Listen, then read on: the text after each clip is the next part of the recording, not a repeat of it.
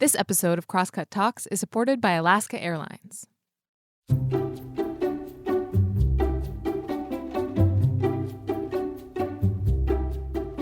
Hey, welcome to Crosscut Talks. I'm Mark Baumgarten, the managing editor at Crosscut, and today we're talking about a crisis in education. But which crisis? The answer may seem obvious. We're clearly talking about the pandemic here, but we're not just talking about the pandemic. Education, and public education especially, is always in some form of crisis for someone. Gaps in student opportunity and achievement, for instance, existed long before anyone had heard of COVID-19. What the pandemic did, and this is a well-worn idea for anyone who's been tracking the reporting or parenting a student through this period, is that it made the problems in our schools impossible to ignore, and it also may have presented some solutions. Those persistent problems and unlikely solutions are the subject of this conversation with two important figures in Washington State's education system, Superintendent of Public Instruction Chris Reykdal and Uti Yamassee Hawkins, the Vice President of the Seattle Education Association, which represents the teachers in the state's largest school district. Hawkins and Reykdal offer some unique perspectives in this talk, which took place on May 3rd, 2022, as part of the Crosscut Festival. But this isn't a battle between administrator and educator. Reykdal is actually very sympathetic to teachers. He was one. Instead, this conversation, which is led by Crosscut News editor Donna Blankenship, is an examination of an education system at a crossroads, from people who understand what it's like to be in the classroom with the students who are most impacted by these crises. This conversation and all other conversations on the social justice track of the 2022 Crosscut Festival is sponsored by Waldron, which would like to share the following message. Waldron helps organizations and people to reach their full potential, guiding human-centered journeys to organizational and professional success with courage, compassion, and discretion. Clients seek out Waldron when their brands are on the line for impactful board consulting, organization and leadership development, executive coaching, career transition, and career management. Waldron is proud to support Crosscut, a forum for truth and dialogue that increases knowledge, understanding, and compassionate participation. I hope you enjoy the conversation. If you have any feedback, please send it to talks@crosscut.com. Okay, on with the show.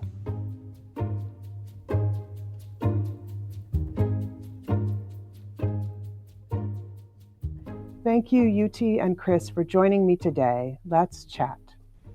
It's clear the pandemic helped uncover inequities in our education system, and it may have even helped improve some of those problems in our public schools. I'm curious what you think. Are there ways that our education system is changed for the better because of COVID-19? Chris, why don't you go first? Yeah, thank you, Donna, and thank you to the whole Crosscut team for having us. It's good to be with Uti again on the screen here. There's no question that the moment, as you said, magnified everything. It magnified inequities, and it created this opportunity for some students, some educators, some communities who really wanted something different, and it gave them that opportunity. We've got a lot of districts now offering a permanent remote option for students, particularly in secondary, who are balancing maybe work or just simply learn better or feel safer by being remote. So we're seeing instructional models that have certainly evolved out of this for the better. And then I do think it's going to take us longer, but one of the things that sounds a little odd, but that I'm grateful for, is that it definitely put a big spotlight on student mental health. This was a crisis. I mean, I read the title of this as an education crisis, and I really think what we have is a student mental health crisis right now. And it was building pre-pandemic. And certainly during the pandemic, I think what a lot of families became very clear about was the weight of the world is on our students. It's always been stressful to be in school at times. Right now, it seems persistent and ongoing.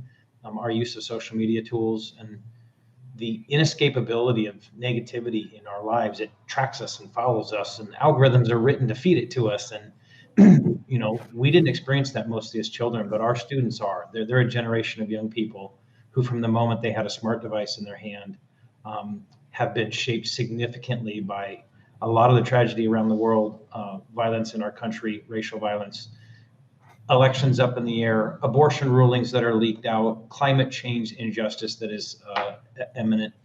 They feel all of this. So I think the good news is a lot of policymakers have said, wow, we really have to invest in significant resources for student and staff mental health. And they took a big step last session. So there really are positives that have come out of this. Okay, thank you, Chris. Uti, what do you think on this topic? When I think about our current reckoning with education, I don't think that it's new. I think that the pandemic brought us collectively into a focus to relook at what it is that we experience as children of a new generation and a new technology space in the way in which we connect with kids. And so liberation in education has been a constant conversation. How do we bring forward what was a traditional experience into a modern space, a new kind of conversation? And I believe educators and students have been at the forefront of that conversation this entire time. They've had to have those conversations intimately about what this collective experience of a pandemic means as they went from remote, transitioning back to in person in the midst of a pandemic, as they adjust every time we have public health changes. They're having those conversations about how education coincides with their lived families' experiences, what support means with their families at home from both sides as educators and as students. And I think that as a collective system, what this has done is bring forward what has been a conversation of modernizing education in the interest of children in Black and Brown communities for generations. This is a civil rights conversation from its origin about what makes a better education system, because in communities that have been oppressed, education is a liberation. It's a space of freedom and rights and access. And so we have to take change very seriously right now. And if we don't learn, we are going to fall back into what normalcy was, which was not an experience for my family, generations within my family. We have always been aware of the larger impacts of the whole world. So this is not a new conversation. Yeah, I've heard a lot of people say, we don't want to go back to what we called normal before. It's just moving forward is what we want to do. Yeah. You can feel free to interrupt each other if you wish. Don't get too crazy, but that'll be good. Obviously, not everything about the pandemic was good for schools or families. If you could go back and change something, what would you do differently? Chris, why don't you start? Oh, it's such a powerful question. Obviously, if you could go back, and I do not live my life in hindsight because it's not very healthy, generally speaking, but our inability to embrace the reality of technology on the front end of this was massive. We all knew it was here. More students were turning in homework. They were expected to do their work. They were navigating systems of knowledge and inquiry and through the web. And then suddenly the crisis hit us, and we needed to connect 300,000 families, which, we did ultimately, which was very, very good. But it's not as if we didn't know how dependent we were becoming on technology and the economic inequities of that, and sometimes the geographic inequities. We had families with plenty of resource, but if you live in parts of rural Washington, there's just quite literally no way to connect. There is no broadband, there is no satellite technology. So, that's just one aspect of it. This idea that we often know our deficits and we don't address them until crisis. And so what inspires me is, what is the deficit we're now that we know we're going to hit in the next crisis? And I can guarantee you it's economic inequality, it's racial inequality. It is definitely a question of mental health for young people. We already know it. So we ought to get on to solving that right now before the next crisis. Did we completely solve the technology inequalities at this point? No. We deployed 300,000 connected devices, which was great. We ended up with, I believe, something like 100,000 web-enabled connections who otherwise could not. But we still, by the end of this remote time last year, had students who had no choice but to drive to a library or a community facility or for a school, because that's where they could get connections. So it's a big partnership between the feds and deploying last mile fiber, local communities, families, and schools. We've got a lot of work to do, and it's a long proposition. So no, we didn't totally solve it. And aren't kids still sharing devices at home? Well, these are things that I think absolutely have been the missteps of some of our process. is not retaining those systems into the longevity of our school system. When we think about returning to normalcy or this idea of coming back into education, what I still hear from educators, what I still hear from students is that those systems that really worked for them, the systems that kept them connected, those are the things we have to maintain. And I think the biggest regret is that those conversations are not still front and center, because that's the stability we've needed as we've had to shift forward and back in order to make sure kids stay in school, and make sure that they are able to connect with schooling with their own capabilities and abilities. As Superintendent Reykdahl spoke to, we're talking about a new generation of kids where technology is a very meaningful part of their everyday experiences. So if our systems don't do that work now of creating technology sustainability, I worry that that's not in place or the targeted focus of some of our conversations right now, because we're still very reactive in a lot of spaces because there's a lot of weight still on school systems right now. So is there anything else, Uti, that you would change if you could go back in time and change how things went with early pandemic? So I came into this role as a union leader in the middle of the pandemic. And prior to that, my work personally in education had been supporting schools across Seattle around racial equity and social justice work, as well as really intimately working with communities who are directly marginalized within public education. So I worked with the Indigenous communities, within Black communities specifically. And I think that still persists. That's one of those issues for which, when we talk about these big system changes that we need to make, we often don't get to the heart of our communities in those conversations before we act. So I always feel like that's a space where engagement needs to be improved, and we have a collective experience to build from. So I do believe there's been gains in that, but I do believe it didn't necessarily reach our students as strongly as well. Their voice has been incredibly pivotal in all of our work. And I would love for them to have a stronger voice in some of our conversations from the beginning. They will charge us forward into what's next and what's needed in education. We at Crosscut, we've been amazed by student voices lately. Our education reporter, Venice Buhayan, she just does such a great job connecting with young people, and we just want to hear from them more and more. They have so much to say. They're definitely one of the stakeholders, right, in education, probably the main stakeholder. And when we look at stories across time, especially in oppressed communities, those education stories carry a lot of weight because they tend to be generational. Mm-hmm.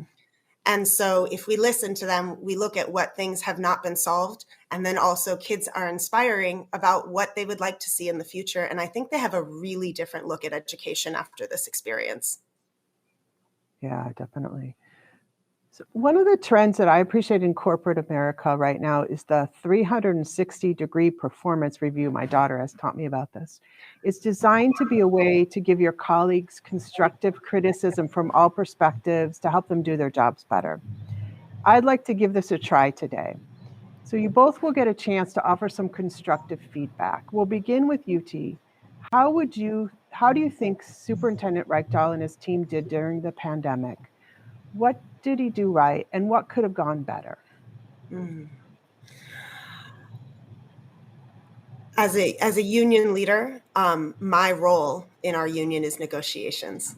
And so we've had a lot of conversations across these last 2 years that connect myself and Superintendent Reykdahl's work. And I think that what is the hardest part about responding in this last 2 years is the unknown.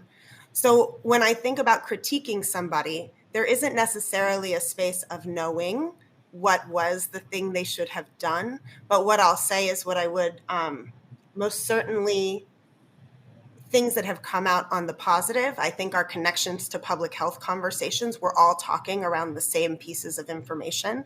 That's been a plus. I don't know that was happening in the same kind of collective conversations prior. When I think about critiques around the way in which the pandemic has brought the state, as in the governor's space, OSPI, in Superintendent Reykdal space, the district, and unions together into the same conversation, is that we should have been more collective in some of our initial conversations together. There should never be spaces where we have to search for each other in the moments of a pandemic. And more collective conversations, I think, should have been had overall.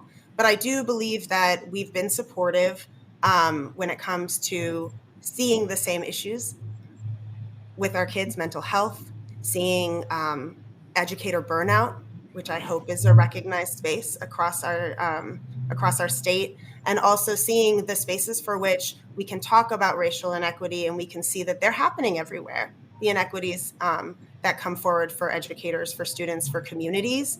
It doesn't matter what part of this state you're in. Those things are persistent and they're real. And so ideally what happens is next in our conversation is funding addresses those at the root cause. And that's what I'm hoping we end up in. I don't know that we're there yet. We've all been really busy. And so I'm waiting for us to be less reactive and more responsive. Okay, great. Okay, Chris, now's your turn. Turn the table back on teachers. What went well during the pandemic? How could they have done a better job during these crazy times? Feel free to comment more generally about public schools in our state and not just Seattle, obviously. Yeah, I will specifically compliment UT and the team at Seattle and a lot of districts. The labor has a voice, and the important part about what we do in the state of Washington is we recognize that through statute. We legitimately have collective bargaining at the local level for a reason, because the best answers aren't in Olympia or Washington, D.C.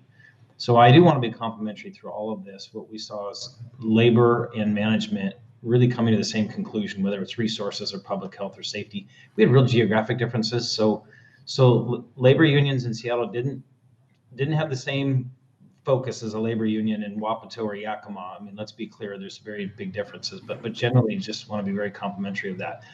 I think if I'm, thinking about the future and what we could do better, when we respond with statewide activities, whether it's technology or something else, which we did within the first legislative session, the legislature added $60 or $70 or $80 million for forever for technology and devices for students.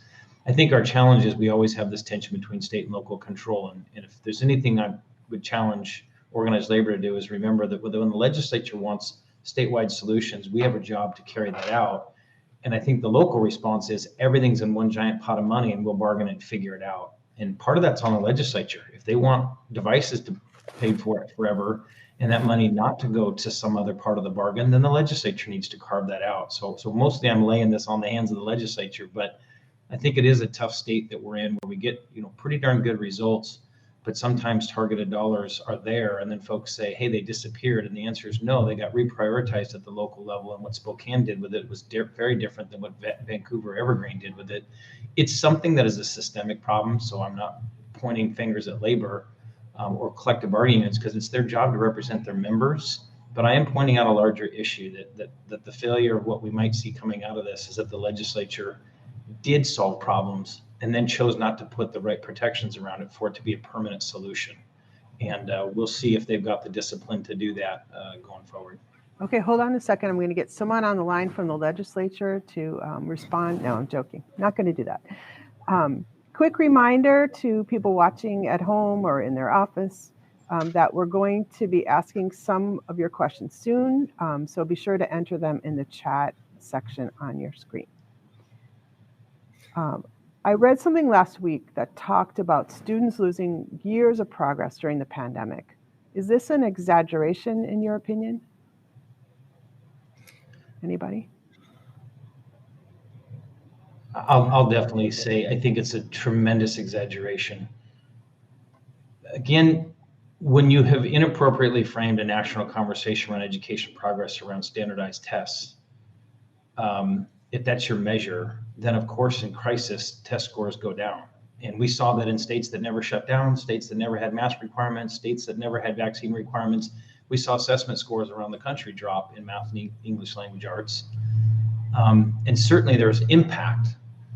But what didn't happen was some significant setback where fourth graders are suddenly reading at the second grade. What happened is we we have benchmarks where we expect students to be, and in many cases in math, students aren't quite where we want them to be. But we have another decade with most of these students, or 5 years, or 13 years, or 12, and sometimes only a couple in high school. But the test score is the failure here, and it's not that assessments are wrong. We need assessments. It's that we've got an entire culture of folks who have built a narrative that you can define an entire education experience or define the effectiveness of a teacher by a standardized test score, and it's just fundamentally wrong. The pandemic did impact us, and students were impacted. I think we have to ask ourselves on the mental health side and the academic side, why did we see some of these effects pre-pandemic? And there are contribution lists a mile long from our larger society that should have us question why there are persistent gaps. And if you use tests as a measure, fine, but shouldn't we be focused on why there's a persistent gap between student groups based on resources, based on race, based on gender, based on sexual orientation? This is the stuff that gets me excited to solve. But a scale score going from 1408 to 1400 in a year means nothing to anybody, and it isn't going to deter any student from their progress or their success. And I do hope that we'll contextualize this a whole lot better in the next couple of years. I do hope so. I hope that that becomes part of relooking at our state spaces and investments with all of our legislative funding coming in, that we actually get to addressing some of those issues. I find the conversation on testing quite interesting, because we have a system that is based on those assessments giving us access to secondary education, getting access to scholarship, getting access to spaces. What I don't believe that the conversation around test scores and having learning loss provides us is a empowered view of students. You have to, we've been through a pandemic collectively together. Students have experienced firsthand not only their own experience of survival, but also watching adults around them go through this experience, elders, loss, grief, and they have prioritized and come about with very strong voices into what they want their education to look like now. And so if we minimize their experience to test scores and learning loss, we forget all of the resiliency that they've brought forward through this experience.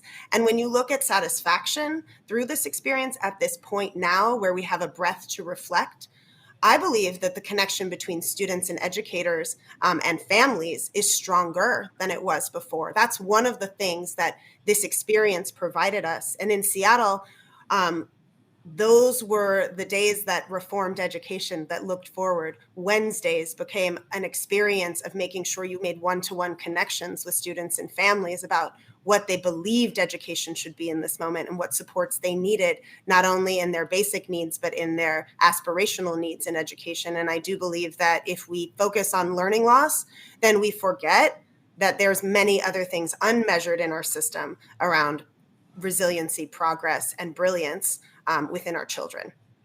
So are there new ways that we should be experimenting with measuring how kids are doing? I hope so. I think that one of the things that we forget is that educators come to this profession in order to support children and to support families. And the conversations and nuanced conversations they have with students, the way in which they're able to look at assessments in order to drive instruction, that's the spaces where if they had time and energies and support towards those things, students would have a more personalized education experience. I think the pandemic provided that for a lot of students who otherwise would have been impacted by silence within the classroom or lack of visibility within a school building, or inability to speak about their cultural settings at home, or inability to have connection in order to share about their lived experiences at home. And now we have a different way in which that is supported in our education system. Students want to bring those conversations forward more openly now. And if we don't harness that, then we are suppressing their voices around grades and learning loss. So are we seeing that in person now too, that their real selves are coming to the classroom more? I believe so. I would say that when you look at even the January transition, where students started to talk about their health, started to talk about after the Omicron surge and what was happening, that they wanted schools to be open, that they needed things just like the adults and educators in classrooms. They had similar needs and they could talk about them out loud collectively. And ideally, districts and educators and the state listened and were able to provide those things. But a lot of that becomes the nuanced conversation between we can give money to certain things, but how strong is that and supported are those conversations at the local level? And I believe educators and unions come to those conversations really with support for student voice. Yeah, the take I'll add to this is, we're looking at some other states right now who have school climate. They formalize school climate evaluation, listening directly to student voice, and they're putting into their performance systems. So they're balancing, these historically two measures of math and English language arts with school climates and sense of self. Do students have a sense of belonging? If you look at all the literature for a long time, you'll realize that the students with most success post-secondary, when you hold constant income, of course, is their attendance at school and whether or not they had a sense of connection to their courses, the coursework they took. When they had choices in that and they attended school, generally those are co-varying because they like school, they loved it, they felt a sense of belonging, they do really well.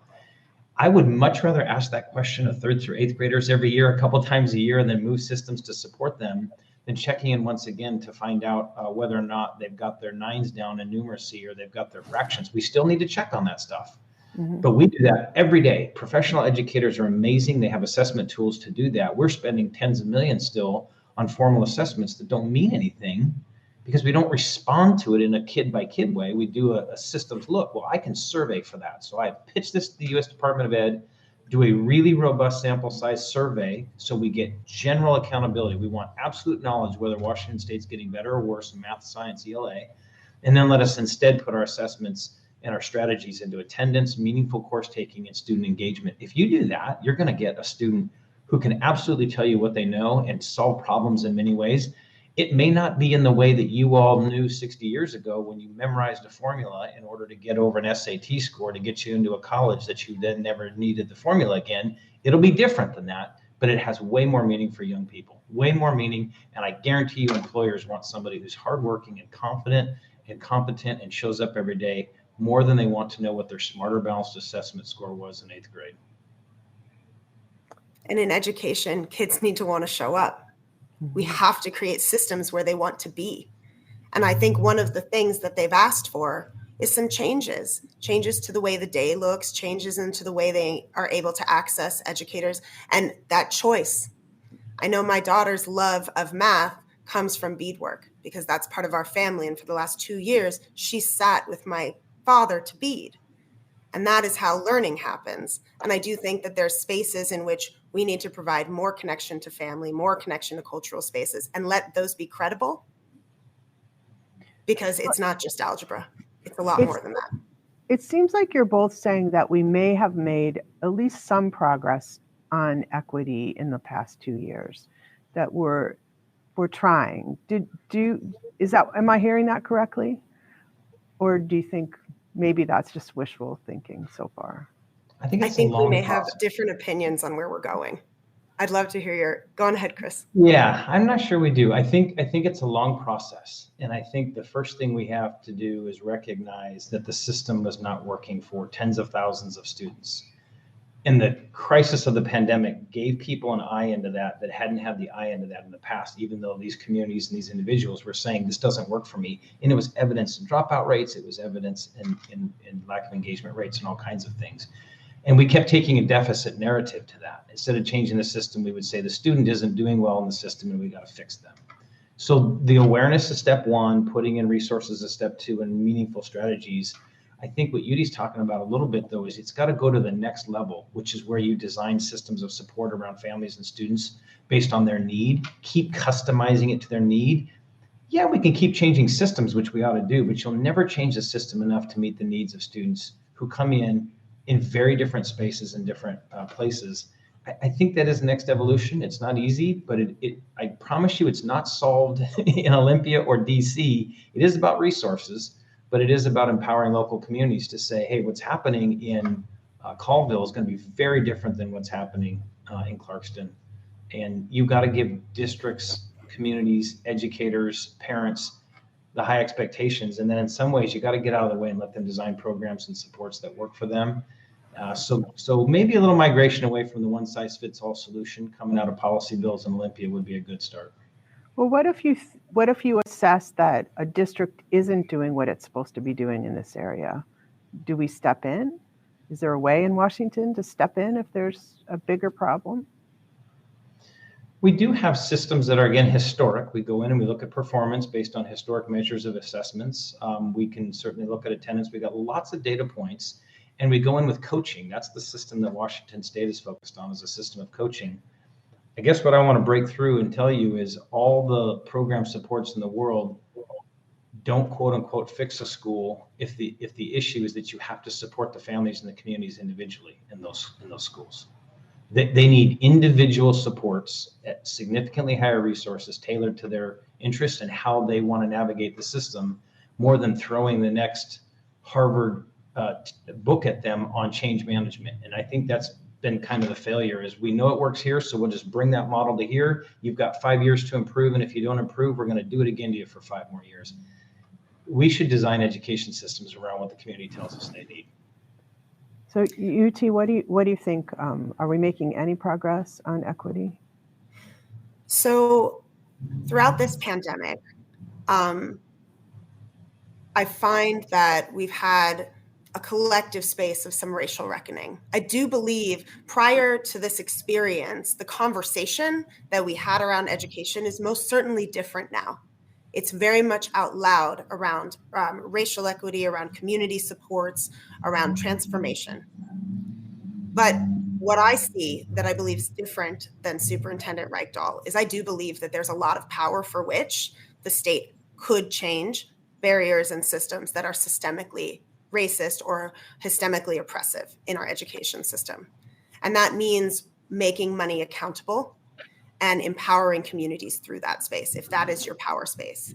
But what I also would love to see, that I think a window is closing on if we do not really decide to change our systems, is that, good leadership in this time means that we argue with tradition.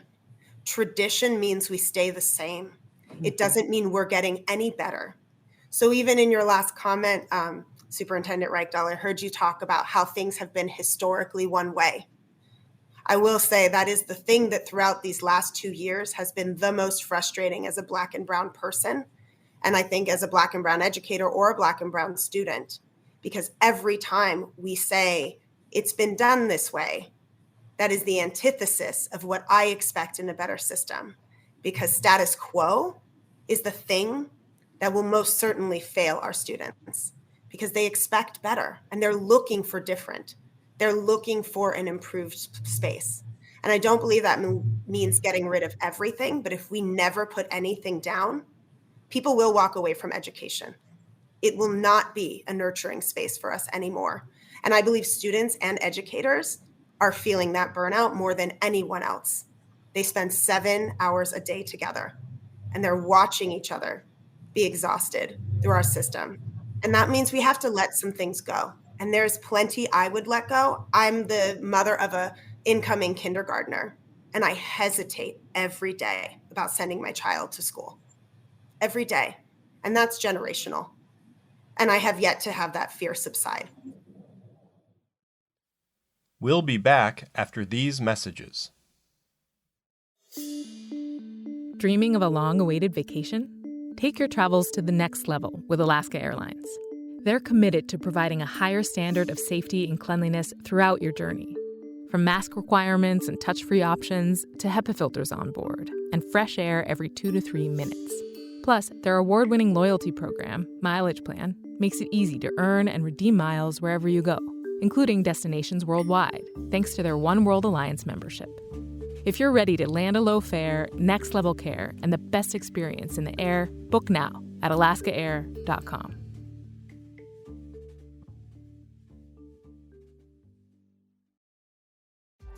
Year after year of public education in a pandemic, it's thrown so many teachers and students and families into a kind of chaos. But it seems most people can agree on one thing. We can't go back to normal. There's a lot of things that popped up that would have never popped up. And we wouldn't want to anyway. We would face like outright racism constantly. You always do what you've always done. You'll always go where you've always been. I'm Sarah Bernard, and this is Season 3 of This Changes Everything, a podcast from Crosscut about the new normal. Listen now, wherever you get your podcasts. It's time to get to some audience questions, which are very interesting. I've been reading through what they're asking. Let's start with one related to what we were just talking about. How do we get the federal government and also the state government to recognize that equity demands that they fund every school the same regardless of needs? I'm not sure I'm understanding the question exactly, but how can you get the federal government to put money where it's needed to fix things? Yeah, some context here. The federal government was 14 or 15% of our budgets a decade ago. They're down to 6% in the state. Our legislature has really stepped up on compensation, supports for students with disabilities, transportation, all-day kindergarten. Like when I think about how much the state has invested, our federal government's down to 6%. Now there's some one-time money for the emergency here that's going to go away, but on an ongoing basis, it's mostly to support students with disabilities. It's high poverty school focus and child nutrition are really three of the big areas. So there's such a small player in leveraging things. I will say that most of their focus is, at least on paper, it's a civil rights focus. It goes to communities based on census or poverty data that drives more money in the higher needs communities. I think the question is how do we get our legislature to do more of that? The funding formula they picked, totally rational and understandable, was based on whether or not educators could afford to live in the community in which they taught. So we regionalized compensation, which is the biggest part of our model. But it's time now for them to also think about how to add as much or more than the federal government is adding specifically to communities that need more support, and be comfortable with that. Be comfortable with equity, not equal. So there might be communities that need $18,000 a child, even though the state average right now is $14,000. And it can't just come from this marginal Title I federal piece that comes in. It's got to be significant state money. There's some. We have what's called a learning assistance program, but there's a lot more. And you'll see our budget requests this year start to reflect the idea that even educators who choose to work in some of our highest poverty communities and who need the most support, they ought to have a financial incentive to do that. And again, that might put us in conflict a little bit with labor. We'll see. We're trying to work it through a compensation technical advisory group here, but there are things the state can do way more than the federal government, I think, right now for this question. I very much would love to see that. And that action to do something differently will be the investment. What I heard in the question that you asked, Donna, was, or the question from the viewers that asked, for educators directly within my community, within labor and as professionals, really has to do with quality of life and time and energies. When we talk about what is expected within a school, we still are basing that on equality, on equal and equality, not equity. And that every conversation I have to fight to get counseling within a school building and not have it be pitted against arts. Every time we have to talk about how a nurse has to travel between 4 schools in order to serve. We are unprepared for pandemic. We are unprepared to support any family that falls into a crisis. And when we talk about education in crisis, there's educational crisis every day, depending on who you're talking to and what family is impacted and what student needs a support. And when you don't have the people there prior, when you don't have a school community that feels like it can wrap around itself to support each other, we end up failing in a way that then alienates us further from the state and the government, because communities still get together to support each other. Ask any educator what they do outside of their working hours. It is all about making sure you have services for students and families, making sure you're connected, that they're getting the learning that they need in order to have access into our society in the next step. That's part of the work. And right now, every day is exhausting to fulfill that. And I think that happened well before we were doing public health work too. Yeah. And that leads me to another question from a listener. How do we create a safe space for students and educators as they continue to deal with COVID and violence and mental health issues? These questions are so big. What can we do? I'm waiting for the collective focus. We in education and as professionals, there is a direct pressure from districts and the state to take on more and more at every turn. And I don't think that the sustainability is a centered part of our conversation. And it kind of goes back to our technology. We can do a lot to give people a laptop the first year, but ask how many students are dealing with burnt out batteries, are burnt out, their technology is older now. Like even within 2 years of using things every day, where's the replenishment? Where's the refill? When does that not become the burden of the people on the ground? And I think that those systems need improvements in order to create sustainability into a new space. And I'd be very curious to understand whether or not we, in this going back to a normal setting, whether or not we actually keep options open for people. Because I've heard from many people that education needs options. And we've known that. We've had alternative schools and school systems across the country for years. We have never fully invested in those things being quality education in the same way that we have traditional schooling. Chris, do you want to talk about this at all, or tell me? Yeah, just what I'll add is, again, this dynamic tension of powerful voices coming to the legislature saying we've got to solve problems, and so they put 60 million in technology. It's still there. It's 60 million forever. Will districts maintain the priority on technology? We just got the legislature to invest another 300,000 when fully implemented on school psychs and nurses and mental health. And what we said to them is, we want you to put a fence around this so that we hire more bodies. You can't just let this money move through the system and have it land even in a classroom teacher and then tell the teacher there's 5 more things we need you to do. Like it is overwhelming educators. So sometimes the answer is getting more adults, more professionals in spaces so that they can take on more of the work and support more families. But it means discipline at the local level of saying yes, instead of 5.5% pay increases or 7% increases. We'll take a little less because we're going to hire 10 more people to really do the engagement. And I know that's a challenge. People say you should do both, and I obviously agree. There's never been a time in our state's history where we've increased compensation as fast as we have in the last 5 years.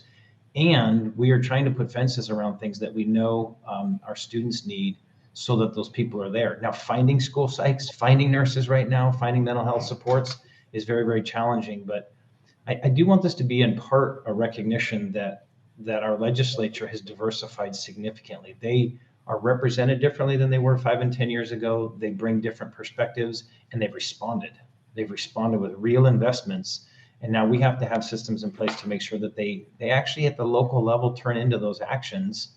And that's part of my job, is to say, when do we need accountability around that? And when do we need to put fences around things?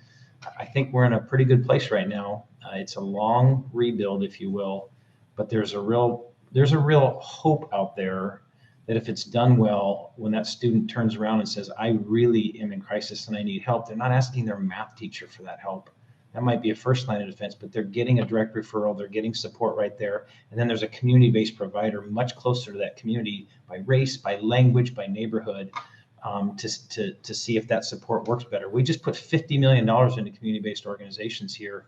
And to Uti's point, though, on that was federal money. That is going to go away in 2 or 3 years if we don't backfill it. So really good progress to sustain. We are doing things differently. It's not as if we just call it the end, though. There's $1 billion a year flying around right now in federal aid that's going to go away after 2.5 years.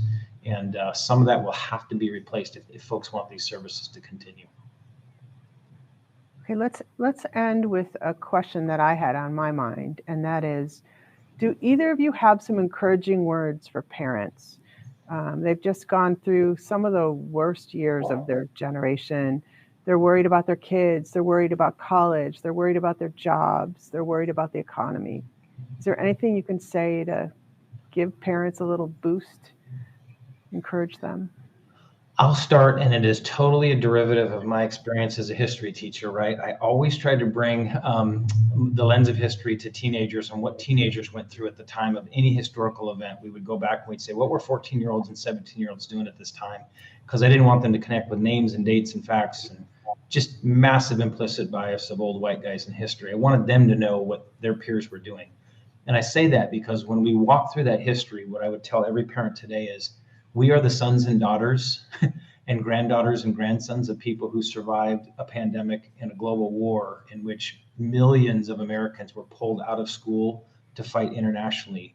Millions of women were dislocated to work in factories.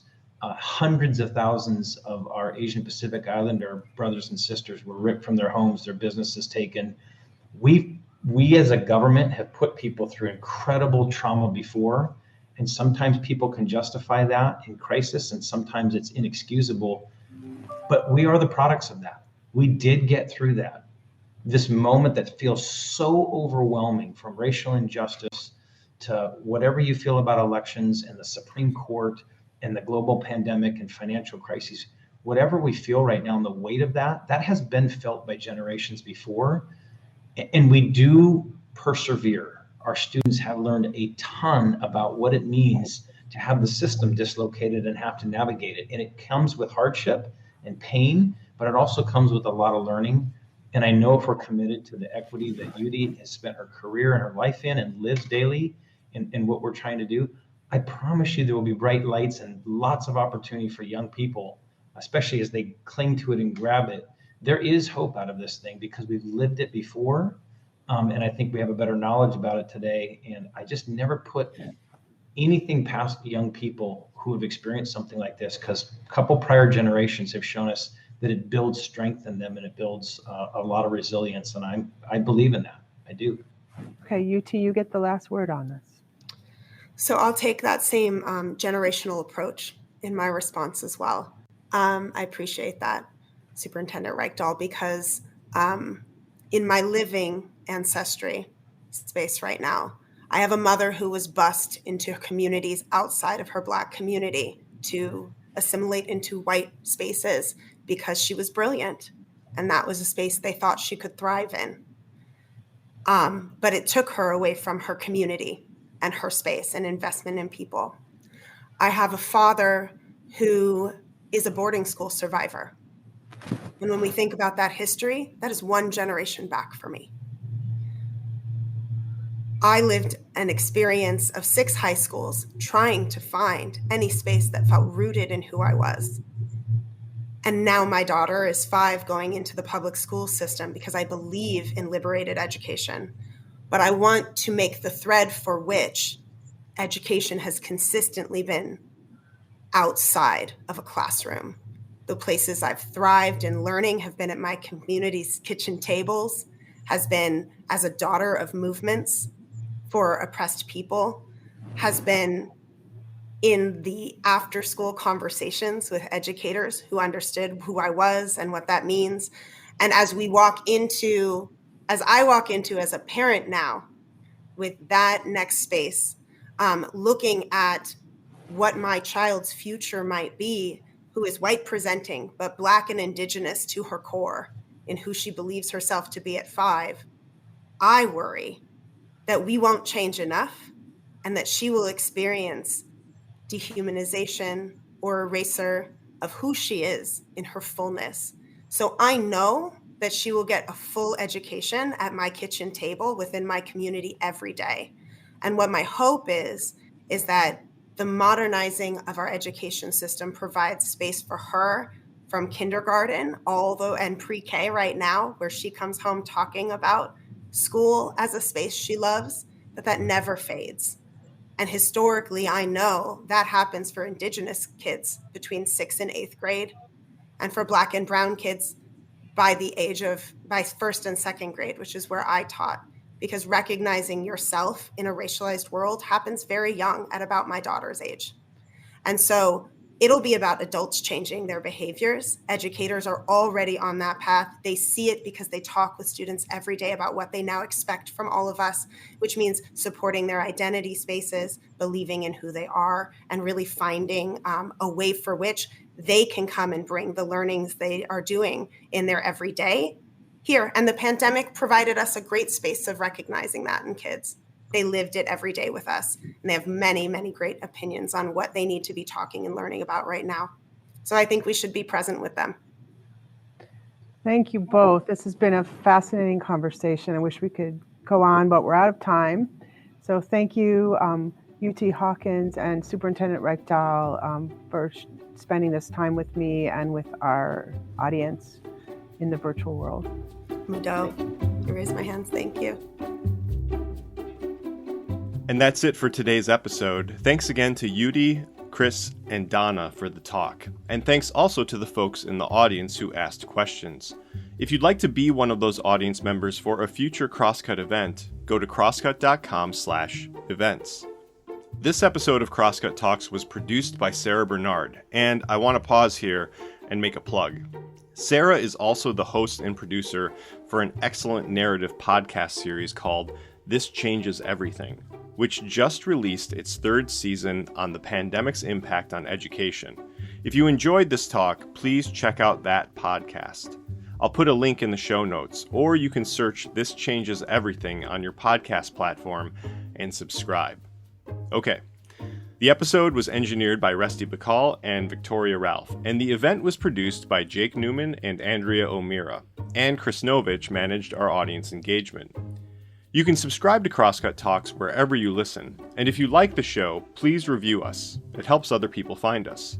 For the latest political, environmental, and culture news from the Pacific Northwest, visit crosscut.com. And if you would like to support the work that we do at Crosscut, whether it's the live events we host every month or the in-depth reporting we deliver every day, go to crosscut.com/membership.